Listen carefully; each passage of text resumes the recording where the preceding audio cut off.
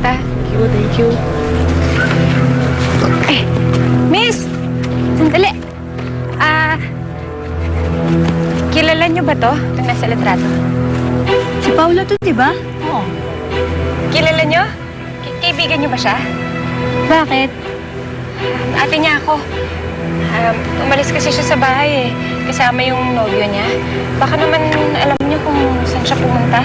Baka pwede niyo sabihin sa akin. Ang alam ko wala siyang boyfriend eh. Pero lagi siyang nakikita may kasama lalaki. Bali-balita nga, bayaran siya. Ano?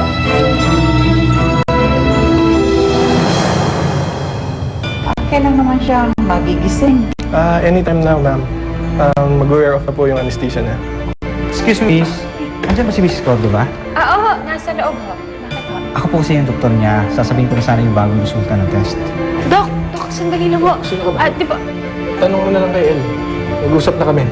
Tapos na yung trabaho ko. Niloko niyo si Dave tsaka si Ma'am Divina. Ayaw niyong makialam ako dito? Papasukin niyo ako sa loob. Helen, ginagawa lang namin to para sa manonood. Part to ng trabaho. Pero hindi ko alam na habang nakatalikod ako, ganun na pala ang ginagawa niya sa bata. Kausapin ko muna si Nino kung ano talaga nangyari. Nasa ganun malaman ko kung ano talaga. Eh, kasalanan ko po yun, Mami. Wala kang kasalanan. Kapag may nagtanong sa'yo, sabihin mo wala kang kasalanan. Pwede rin magkaroon ng fan si Helen. Bakit kasi ha? Hinahayaan mo na mangyari ito. Siya yung nanakit. Siya dapat yung kontrabida. Sorry po, Yaya. Ayaw ko po kayong saktan. Pero ayaw ko na rin masaktan si Mami. Napanood mo